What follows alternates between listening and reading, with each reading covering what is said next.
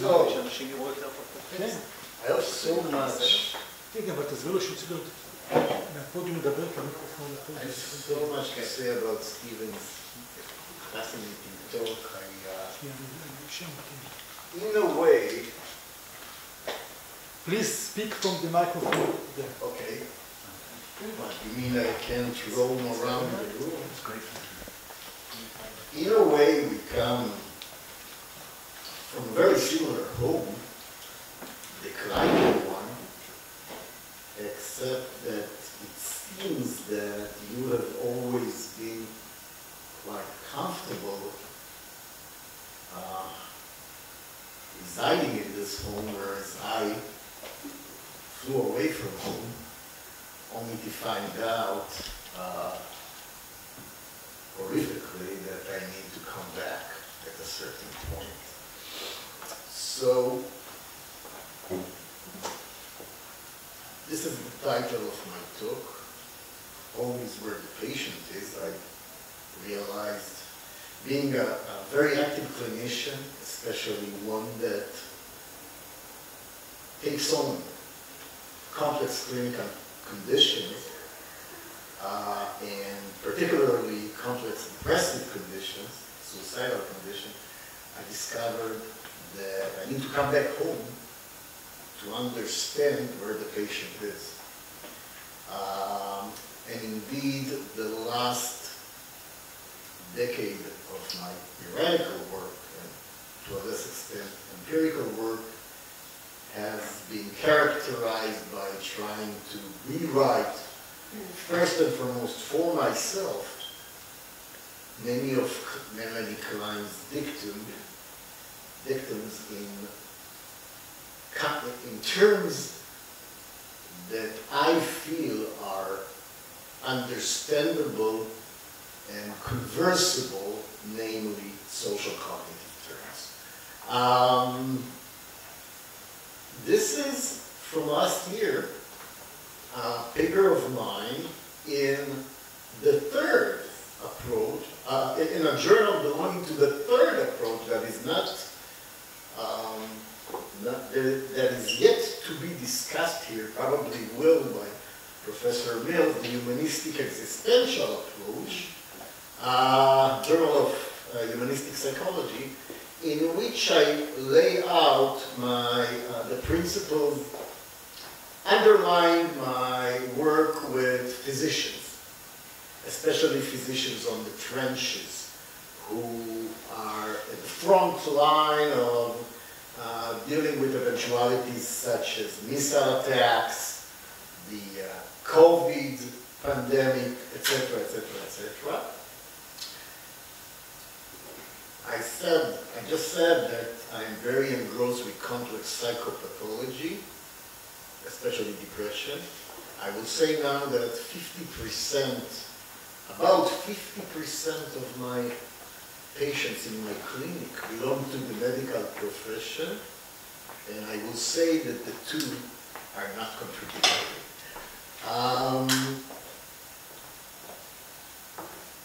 This is the talk's headline.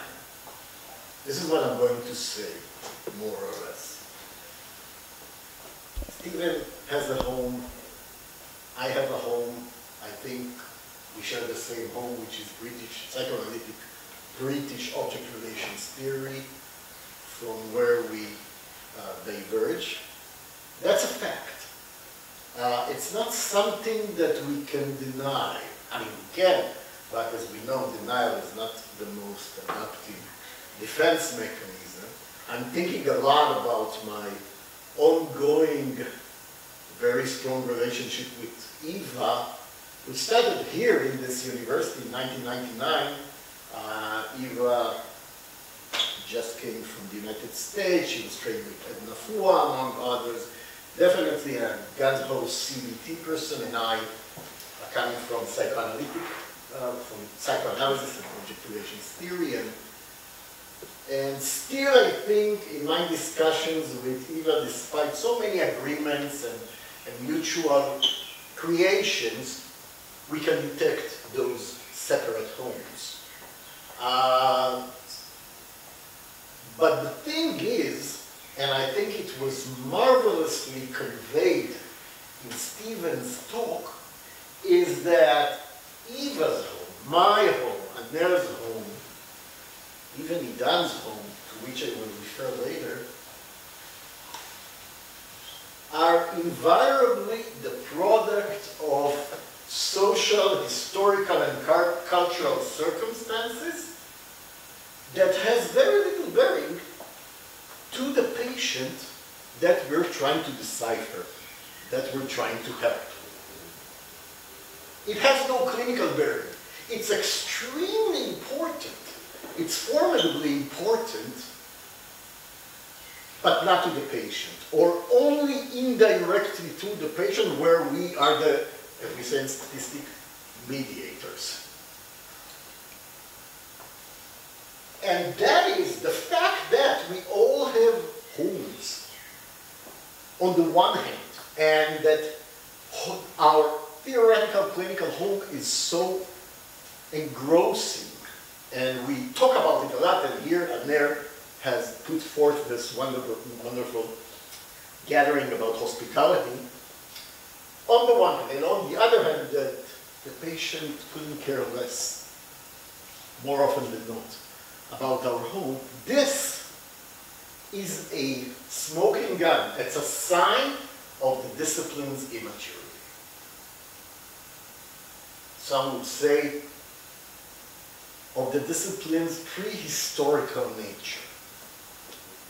That is changing. So while, as you know, if we were adolescents, and I still am,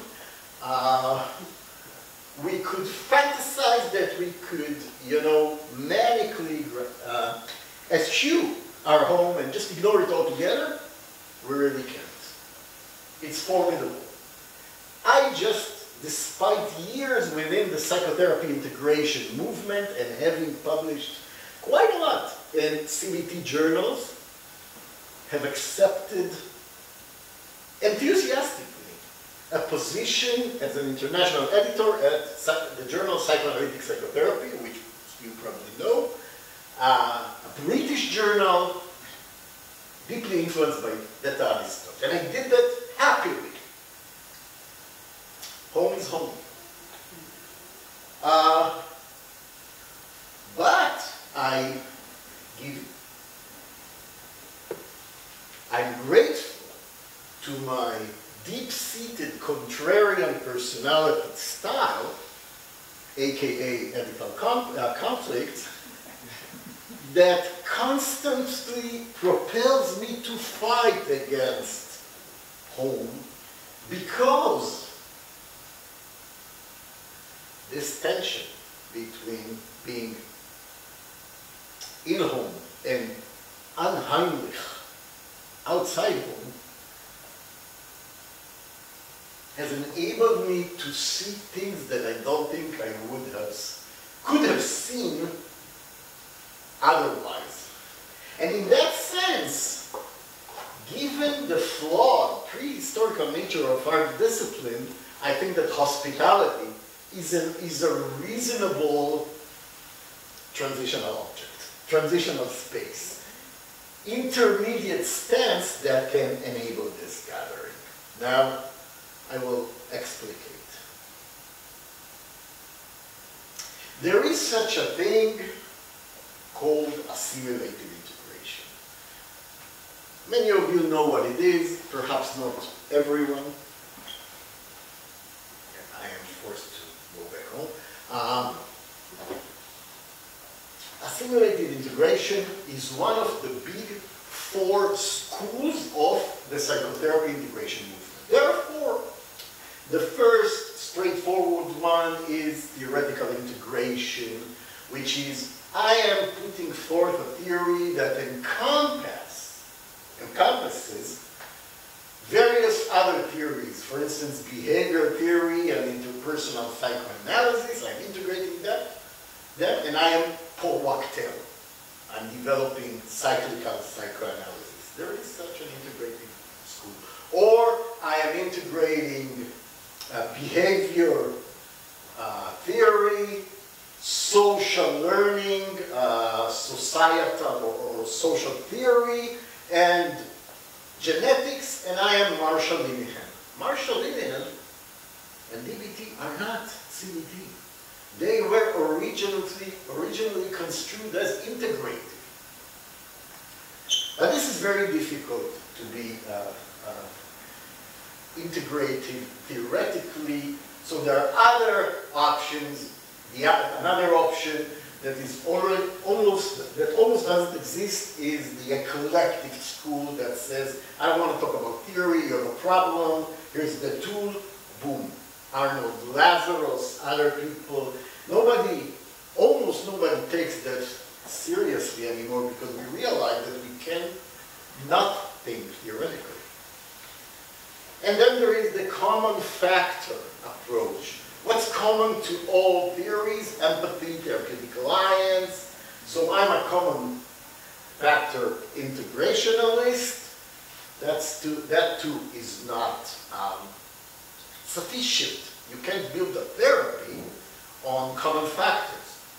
What really happens with integration is that it assumes an assimilative mode. What's an assimilative mode? Let me use some mimicry here. This movement signals assimilative integration. And it goes like that. I'm a psychodynamic therapist. You stay there, CBT. But I'm willing to tell my patients that they need to go to the pool. Behavioral activation. Conversely, I'm a CBT therapist, but I'm able to talk about mom. Assimilative integration stipulates that I have a whole approach. But I'm enlightened. I am open. I am democratic. Therefore, I will pick and choose from other approaches because I'm enlightened and because I want the best for my patients. Based on what will you pick and choose? What are your heuristics?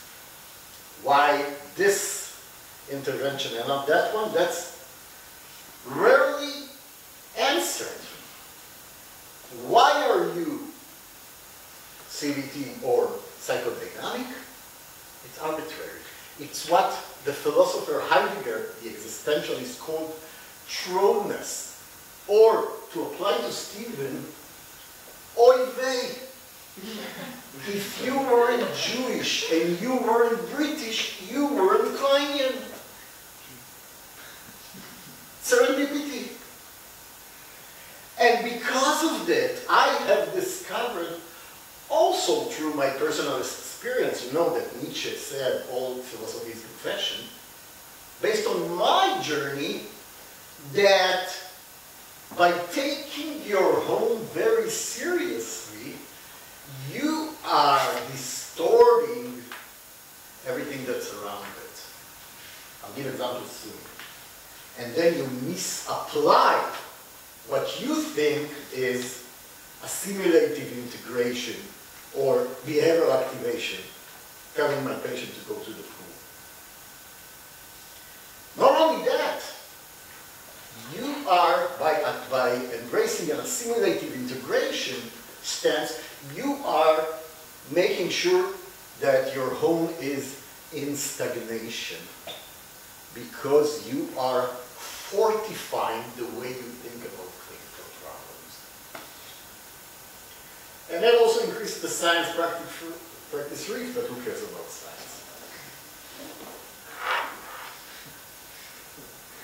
For instance, I have a shameful confession to make. When I was in graduate school in Ben-Gurion University, my alma mater, everything was psychodynamic, of course. That was the time people like Eva wouldn't be admitted. And we were a class of 12, and we had one poor student who was interested in CBT. We gave her help. myself included. And I did that innocently, like all evil is conducted. I really believed that she's shallow, she doesn't understand the depth of psychoanalysis, and she is essentially lowering the intellectual level of the class. Perhaps Idan Aderka was my reparation, was inclined in terms.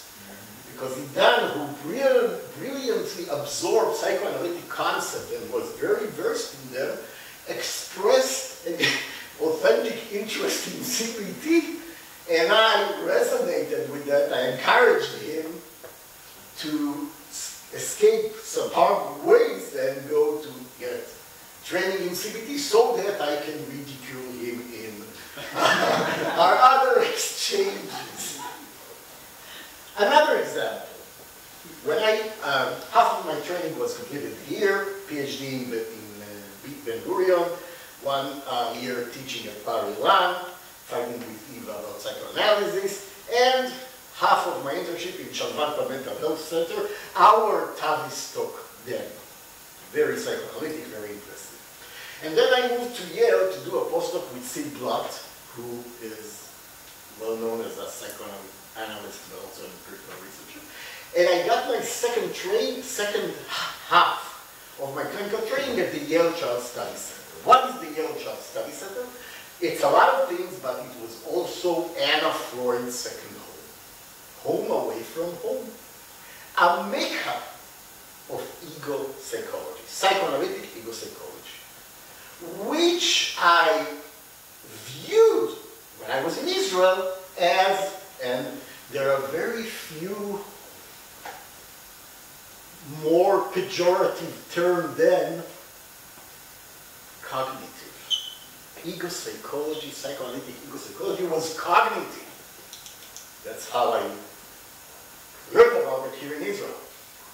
Meaning superficial, not deep, not psychoanalytic. I'm sure Stephen knows Rachel Glass's very well-known paper in International Journal of Psychoanalysis, which I believe is titled Affirming That's Not Psychoanalysis.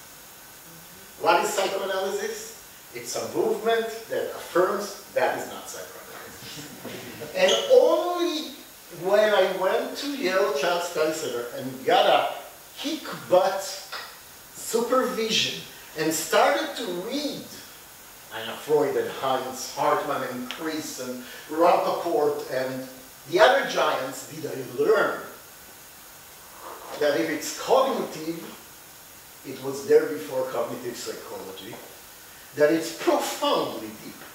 That's also humanistic and liberating, and it's quite conversant with psychoanalytic object relations theory, as Sidney Blatt has spoken later. So, what the hell? I also learned that CBT is not shallow. I learned that symptom substitution, a very popular curse that we have against CBT, they're just treating the symptoms and the symptoms will come back, that it doesn't exist. Being a tragically honest punk, it propelled me to do CBT, to get training in CBT. And to my horror, I discovered that the symptoms don't come back. And even more horrific was my discovery that they even paved the way to deep-seated psychodynamic exploration. In fact, they are a vehicle. You can do behavioral activation, and that enables you to work through object relations. And that was startling. However, the more I stayed in the United States, and I did, the more I learned about the mirror image.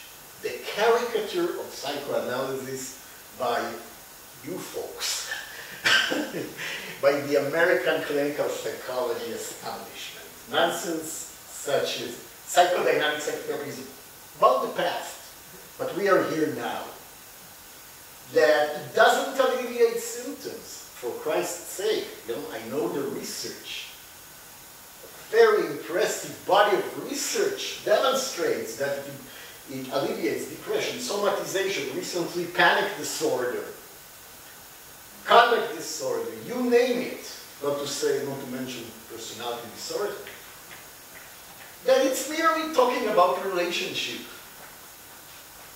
But laboratory work within social psychology by Susan Anderson and others convincingly demonstrate that talking about relationship and early relationship is in fact central to interpersonal behavior. Transference exists. And my social psychologists friends tell me, a very robust phenomena in an area of non-replication. So because I'm so much engrossed in clinical work, and this is something that is so central to my being, it's also so central to my life story, trajectory, I had to reject assimilated integration, problematize the fact that I come from this home and not that home,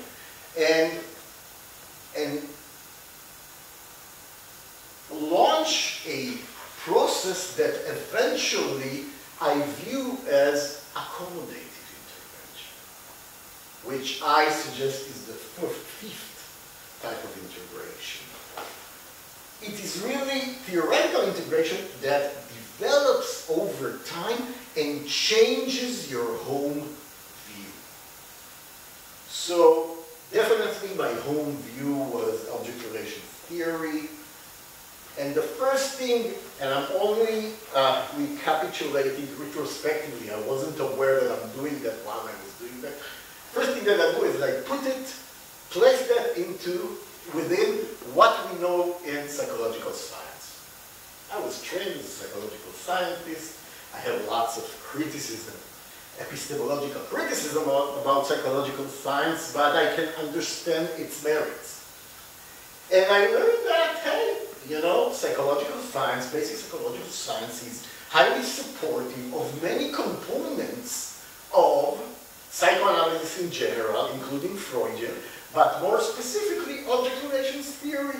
It is not consistent with other components. For instance, and I can't elaborate on that, it is not consistent with the notion of a sharp repressive line that rigidly allocates some material into the unconscious and others to the subconscious or conscious level. But it is highly consistent with the most cherished aspect of psychoanalysis, which is the psychodynamic unconscious, namely that we are actively, ferociously, even if inadvertently and automatically, are manipulating information in order to maintain internal equilibrium, defense mechanism. Okay?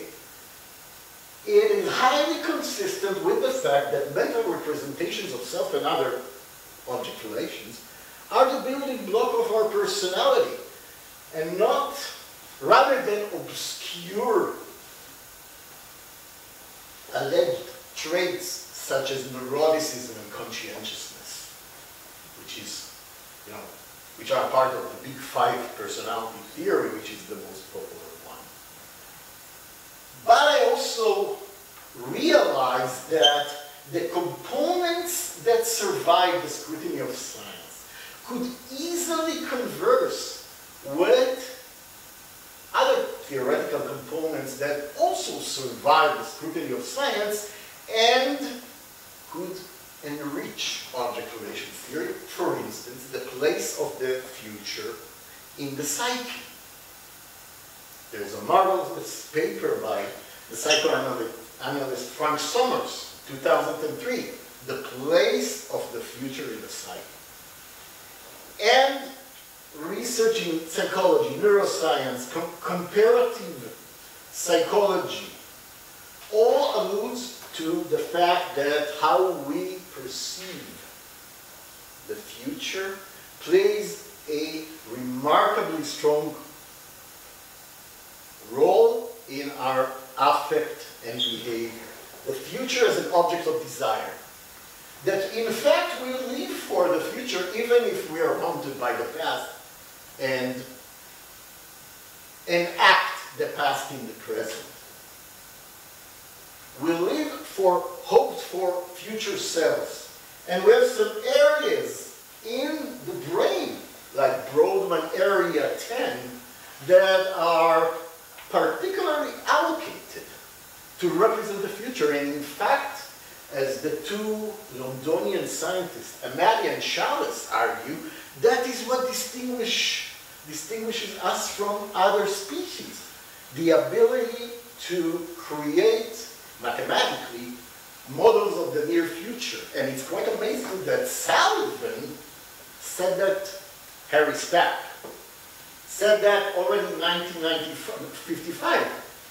A little bit sexist language here, but if he's interested in psychiatry, he's almost certain to come to consider the role of foresight in determining the adequacy and appropriateness of energy transformation, blah, blah, blah, blah, blah. And I'm saying that circumstances not interfering meant the person living with his past, present, and neighboring future, all clearly relevant. And the near future is influential to a degree nowhere else remotely approached amongst species of living. Predicted Amati and Chavez. And current research on prospection. And brings to the fore existential philosophy. Sartre's fundamental project. Merleau-Ponty's dictum that we're condemned for meaning. And so I started to change what I think about object relations theory, and especially the notion of positions. Klein's, how much time do I have? We have. We have until 5 minutes. 5 minutes, great, great. 5 minutes. So I started to bring together Melanie Klein's notion of deposition, which I believe is one of the ingenious notions within clinical theory,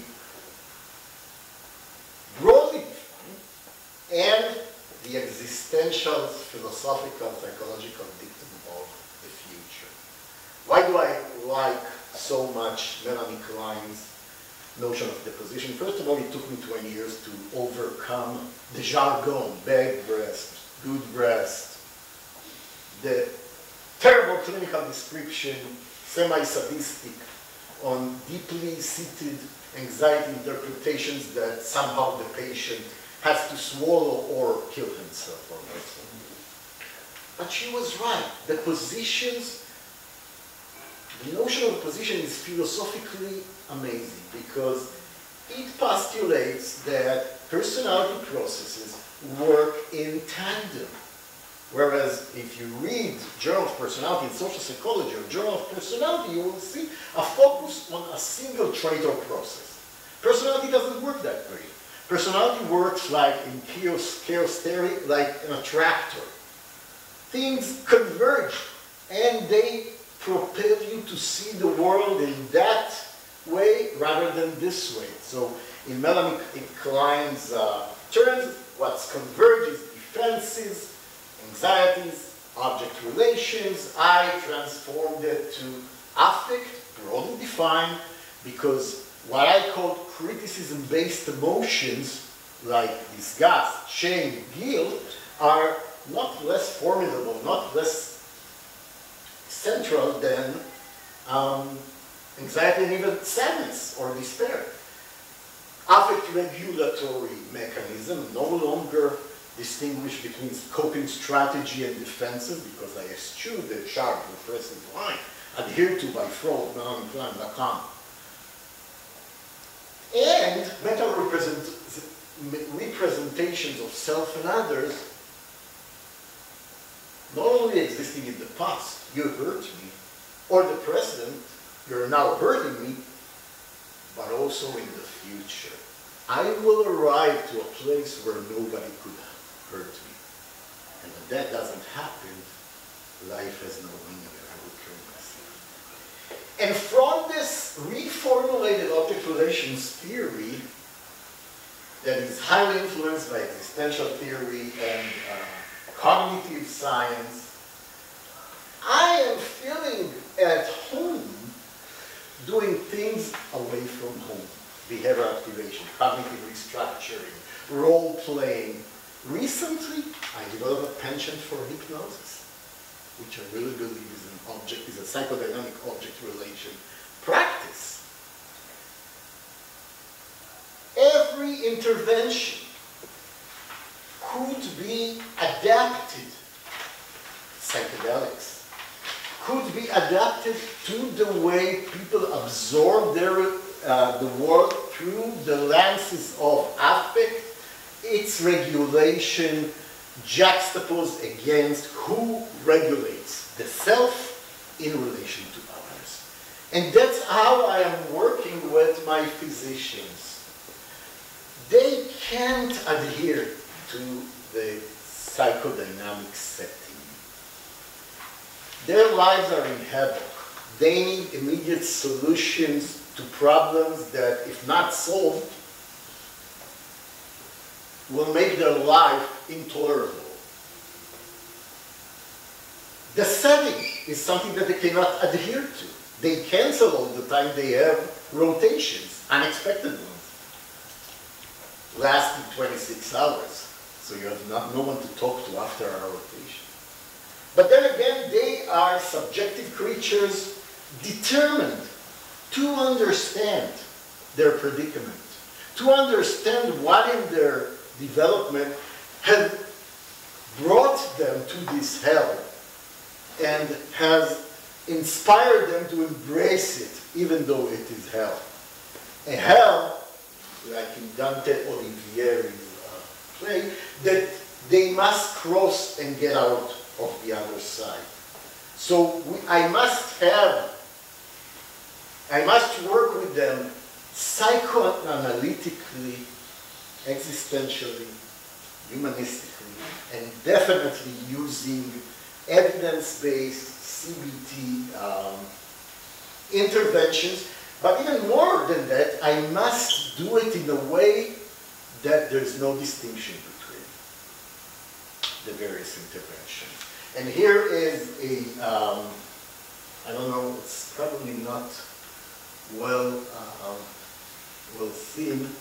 Here is a vignette from an invented case of me treating a physician called Ishal Koch,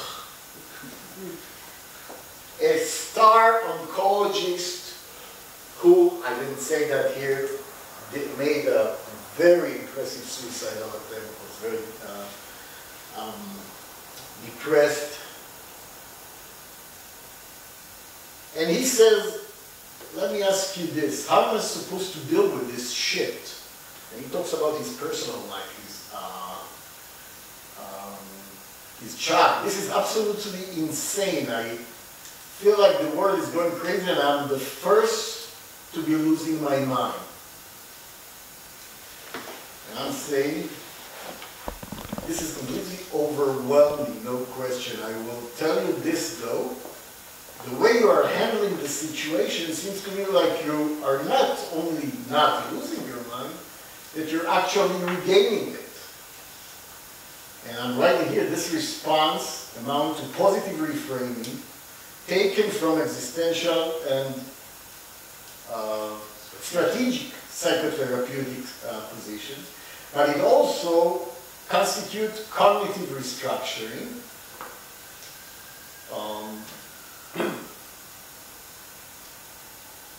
Yeah, being animated is not necessarily bad. So more and more I discover that when I provide psychoanalytic interpretation, I do CBT. When I do CBT, it has psychodynamic meaning for the patient and for me. So I think I will stop here because I'm not as contrarian as I think I am, and I would like to adhere to the time frame. And my point is probably that we must have a home to rebel against. Thank you.